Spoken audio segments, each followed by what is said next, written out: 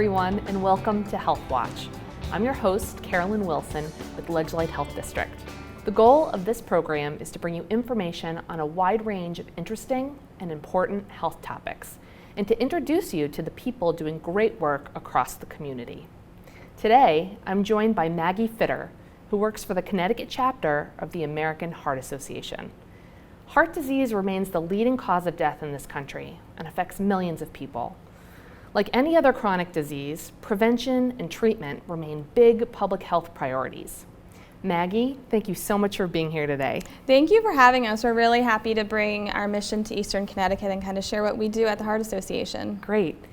So let's get to know you a little bit here, Sure. and tell me about your background. Sure. And what brought you to the Heart Association? Sure. So I actually started working for the Heart Association earlier this year. I've always partnered with nonprofits. I previously worked for an event management company that helped nonprofits organize running events. So I've always kind of been in this world, and I recently took the position of director. So now I'm the Heart Walk director for Eastern Connecticut. So we have an event on Sunday, September 29th at Mohegan Reservation, which we've been kind of building up for all year, and we're really excited about it. We have a goal of raising $320,000 towards our mission to really end cardiovascular disease and stroke. Wow, that's amazing. Now, what did you do for college? Did you study health promotion, or what was your background? No, so I actually went to college for communications. I went to excellent. Keene State in New Hampshire, and then I made my way south. I lived in Texas for 2 years, and I was a graduate assistant at West Texas A&M, and I studied sport management. So it really got me into this world of organizing events and partnering with, I was a cross-country coach as well, so I was working with an athletic team, and it was really the best experience to prepare me for what I'm doing now, and I'm really happy kind of everything's led me down this path, and now organizing an event and working with local companies is really something that I've made my own. That's awesome. Yeah, I have a little bit of a background in exercise science too, so we have that in common. So the American Heart Association is a huge organization, national organization. What are some of the things that the Connecticut chapter does? Sure. So the Connecticut chapter, we are one of the smaller states, but we're making a really big impact. First, there's 4 Heart Walks. So of course, I have mine in Eastern Connecticut. Later in September, we have an event in Hartford, in New Haven County, and also in Fairfield County. So we really work on those fundraising events. We also have some social events that we do. But really the impact that we're making, there's a couple things. The first is research, which is the biggest branch of what we do at the American Heart Association. Connecticut is unique. We are one of the few states that is funding a lot of research. Currently, $7.1 million is being funded in research in Connecticut alone. So that's a really great statistic for our donors to hear, knowing where your dollars are going. They're staying in the state, they're staying towards, they're being allocated to research that's going to help not only our youth live healthier lives, but also fighting this disease and finding a cure. One of the most amazing things we've done earlier this summer was we were one of the many organizations to help pass Tobacco 21. We lobbied in Hartford, and it took a while, but we were able to pass Tobacco 21. So now, as of, I believe, in October, our youth will have to be 21 to purchase tobacco products, and that's really behind research that's been done, that if our youth doesn't have access to tobacco products until they're 21, they most likely won't start. So while it may take a while to see those changes, we're really hoping that it's a great step forward in really ending tobacco use. Yeah, that's so important. I'm kind of on the cessation side of things, and it's good to not start. Yes, that's for sure. So those advocacy efforts are so important. Yeah, in Connecticut, we were actually the 16th state nationwide to pass that law. So we're really proud of that. We're proud of the work that our advocacy team did to bring that to life. Wow, that's really, really important and awesome. So let's talk about heart disease a little bit. Some people might know a lot about heart disease, some people might not. What are some of the signs and symptoms of heart attacks or strokes that people should be aware of? Is it different for men and women? Sure. So we'll break that down really into 2. We'll start with heart attacks. Heart attacks, the symptoms are what you would expect. It's often a sudden pain in your chest, sometimes people feel numbness in their arms. There's pressure often in the upper back for women, but generally the symptoms are very similar for both men and women, but the most common, of course, is that pain and pressure on the chest, and really reacting quickly is what can save lives. And we'll chat, I think, a little bit further about CPR and the importance of that. But when we look at stroke, we actually have put into place the acronym FAST, which is face drooping, arm weakness, speech difficulty, time to call 911. So we've done the research, we've kind of broke it down to this easy acronym for people to remember, and every patient is different, but those are really the four main things to keep in mind if someone is starting to feel a face drooping or arm weakness. To act quickly is what really can save lives, and knowing that those are the signs and symptoms is what can lead the best success story if for those who suffer a stroke. Totally. So it's FAST, so act fast. That's really important. Face drooping, arm weakness, speech difficulty, time to call 911. Doing that quickly is what really can give the best chance for survival and for a long-term outcome. That's really, really important. Thanks so much for sharing that, because I think people are concerned about, is it just indigestion, or am I, and it's always probably better to be safe than sorry. Be safe than sorry, absolutely. You never know. And, acting quickly and even calling your doctor is as simple as silly as you might think your pain is, it really is, it could save your life or save loved ones. So on that note, since we've talked about signs and symptoms, I think I told you before the show, I'm a health educator by trade. And I love talking about prevention. What are some of the ways that people can best prevent heart disease? What are the things that the Heart Association is telling people to do? Absolutely. So really, when we look at managing heart disease and preventing it to begin with, we look at these small lifestyle changes that people can make. I think, as we all know, if we try to make a big drastic change in our lives suddenly, often we go back to our old ways. It's true. So it's really just making these small lifestyle changes. For example, at your lunch break, going for a walk, or spending some time outside and being active, adding green to your diet, things like that can kind of make a small changes that will make a big lasting difference.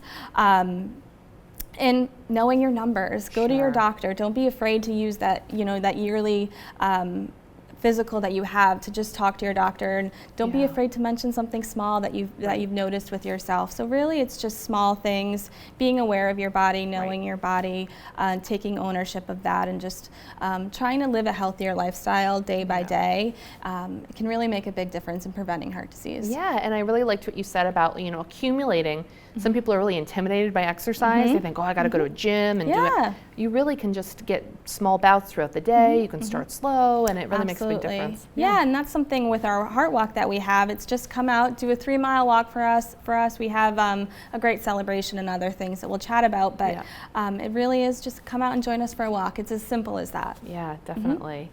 And I know that one of the programs the Heart Association has is the Heart Saver CPR Training. And we can talk a little bit more about this after the break, but just real quick, how important is it for people to learn CPR?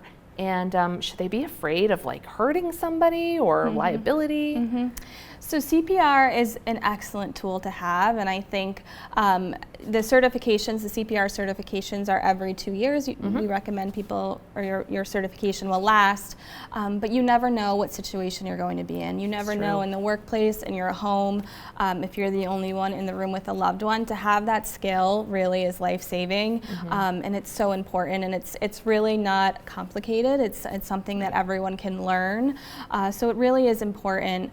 When we look at the liability, there is a Good Samaritan law that will cover you if you're acting, if someone is unconscious and you're acting in a way to help them. Of course, I'm not a lawyer or anything like that, but there are laws that I think protect those who act in a case like that. And then when we look at what was the liability, and there was another question. Just how important it is for people to be certified. It really is, an opportunity to save a life, because you never know if you're in public or in private when those things can happen. So having the skills to be able to do that is it's life-saving. We can't stress that enough. Yeah, that's such an important point to make. All right, it's time to take a quick break. We will be back in a few minutes. Join us back here on Healthwatch.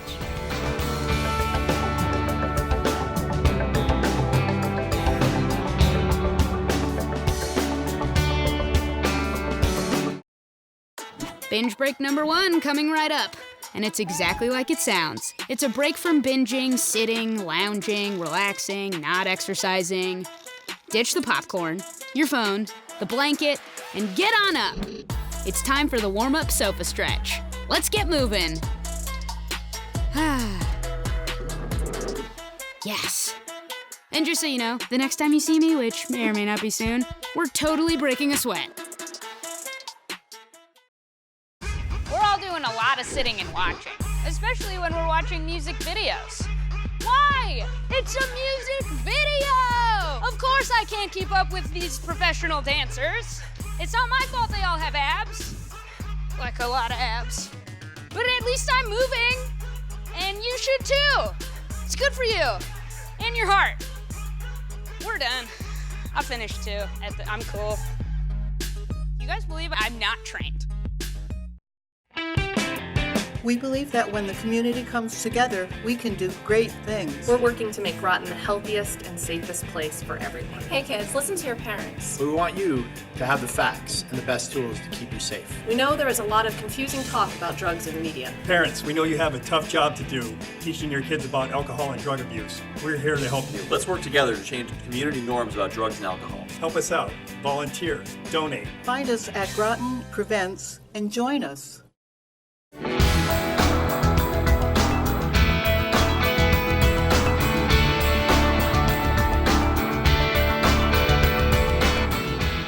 Welcome back to Healthwatch. I'm here today with Maggie Fitter from the American Heart Association. So before the break, we were talking a little bit about CPR training, something that the Heart Association offers. If somebody was interested in learning about CPR, are there classes offered frequently? And what are those classes like? Yeah, there are classes offered frequently. If you actually go to our website, heart.org, you can search your zip code and it'll show you locations in the area that are offering CPR training. But really, they are simple. It's really a few-hour training. There are teachers, and when we explain this, we try to make it not like a test. I mean, people sometimes get intimidated when they're going into something where they're being tested, but we really like it to be more of a coaching atmosphere where they're coaching you, teaching you how to perform CPR, and then at the end they'll do a review of your skills. But it really is important. They're every 2 years that we recommend people are CPR certified in the area. American Professional Emergency Services, actually up in Norwich, does CPR training. So you can head to their website and get trained there. But it really is a great skill to have for a minimal cost to potentially save a life. It really is important. Yeah, that's so important. I know a lot of workplaces require it. Yeah. And it really is so accessible for everybody. I know I have to have it for some of my certifications. Likewise, yeah. Yeah, it's really important and totally worth it. Because like you said earlier, you never know. Yeah, you never know. You never know. Let's talk a little bit about the Heart Association and volunteer opportunities. Sure. What are the volunteer opportunities at the Heart Association? So we have so many volunteer opportunities. We're always looking for people in our community to help us. One of those opportunities is at our Heart Walk. We ask volunteers to come out. We have some local universities that help us. Anything from filling up water at a water station or helping us set up and break down. We can find a place for volunteers at our walks. We have 4 of those a year. And then we have other opportunities. Join us at a health fair. If anyone is connected to heart disease and stroke, personally has a story to share, we always welcome those folks to join us, and we can find a place within our organization for those people. And going back to CPR, those who have had CPR in the past, performed on them, it's really great for others to hear their story, know that they're not alone. So there are a lot of volunteer opportunities. So please reach out to us. We're here, and we always welcome volunteers to help us. That's terrific. I know more and more people are finding things that they're passionate about, and definitely spending time and energy. Yeah, and that's a great point. Finding something you're passionate about. If this is something that you really feel connected to, we ask you to join us and help us. Yeah, that's terrific. You can certainly fill a lot of time with volunteering. That's for sure. That is true. So let's talk about fundraising. What are some of the major fundraising events that the Heart Association does? So of course, like I mentioned, our Heart Walk, it's one of our biggest, nationally, our biggest fundraisers that we do. There's a Heart Walk in every state, which is amazing. Often most states have more than one. Like I said, Connecticut has 4, so that's a big fundraising event that we have. We also have our social events. We have Go Red for Women luncheons, and Go Red STEM Goes Red, which is an event for young girls to get involved in STEM. But there's really, it runs the gamut. We do a lot of wraparound activities as well. We have Wear Red Day, which is raising awareness for heart disease, particularly in women. It is the #1 killer of women. So we have, that is in February. We also have Move More Month in March. So we have a number of year-round activations for raising awareness for heart disease, but also helping people live healthier lives, bringing Move More Month to your workplace, and maybe once a week doing a company walk around campus or something like that. So we do a lot of year-round things with a lot of local companies as well. That's wonderful. I know a couple of times in my workplace we've celebrated Go Red, and everyone wears red, and we always take a picture. And it seems to me like a lot of workplaces are doing that. Yeah, a lot of people are adopting it. It's a great way for companies to offer a team bonding opportunity, which is also what our Heart Walk does. It gives colleagues a reason to get together and kind of rally behind one mission in support of something, and join us for the walk, get them outside of the office and bond that way, which can really return to their workplace and be a benefit. Yeah, awesome. Yeah, and social media is becoming so important too, with sharing that and getting momentum behind these events. Absolutely. Yeah, we are of course on Instagram and Twitter and Facebook, so we encourage everyone to find us on there. But yeah, we love sharing people's stories and what companies are doing, and really inspiring other companies to join us that way as well. Right. So we talked about fundraising in general. Let's talk about this Heart Walk that's coming up. Huge event. Yes. Let's hear more about it. Yeah, so we expect about 1,500 people. We have a lot of community supporters, a lot of members that are really passionate about what we do coming with us. We have about 40 companies locally in Eastern Connecticut who are on the ground fundraising money. They're really building up to this walk, and kind of that's what the walk is. It's a culmination of a year-round fundraising effort. It's an opportunity for them to come out, celebrate. It is a 3-mile walk. It starts at Mohegan Reservation, which is just about a half mile from Mohegan Sun, and it travels through Fort Shantok. It's beautiful grounds that the Mohegan tribe has maintained, and it really is a nice day for walking. It's family friendly, so we encourage families to bring their kids. We'll have Mystic Aquarium is bringing a touch tank, so there'll be some fun little sea creatures out there for kids to play with. Mohegan Tribe is actually doing an opportunity for kids to pot and soil and seed a carrot, so it'll be a really cool thing for young children. We'll have a mini obstacle course for them as well, and it's dog friendly, so that's good. Everyone in the family is welcome to join us. We'll have some fun bandanas for the dogs, so we encourage everyone in the family to come out. That's awesome. That's so great. So how many people do you expect? You said about 1,500? 1,500 people, yeah. So we have, it's really, our role is to work with companies, and then they kind of bring their friends and their families, and it kind of spreads that way. So we're really excited. We hope to exceed 1,500. We'll see what happens on walk day, just hoping for good weather. Yeah. And for the people watching, is there still time to get involved? Are you guys looking for sponsors? How close to the event can you sign up, etc.? Yeah, absolutely. It's never too late. We actually will continue our fundraising efforts through October 29th. So we have plenty of time to be involved. If anyone would like to make a donation, support us that way. But we're always welcoming new sponsors, new supporters to come out and really provide a mutual benefit. We can offer them something as well for our sponsors. But walkers, please head to our website, easternctheartwalk.org, is where people can sign up. It is free to register. All right. It's free to come, but of course we do encourage donations, so that's always welcome. And my contact information as well is on the website, so if people want to volunteer, be involved in another way, we welcome that. But really, you can sign up until the night before. You can even show up and register in person, so it's never too late. So we hope that this will encourage more people in the community to come out. Yeah, that's so awesome. Now, if somebody, like you said, wants to get more information about the Heart Walk or the Heart Association, how can they contact you? Yeah, so they can contact me. My email is maggie.fitter@heart.org. Okay. They can head to easternctheartwalk.org, and that will tell you all of the information about the walk day, what to expect, the fine print, the details that go along with coming, and my contact info as well. And I'm always happy to answer a call and chat about how they can get involved. Yeah, that's great. So one last question, just because you've shared so much already. What's your favorite part of your job?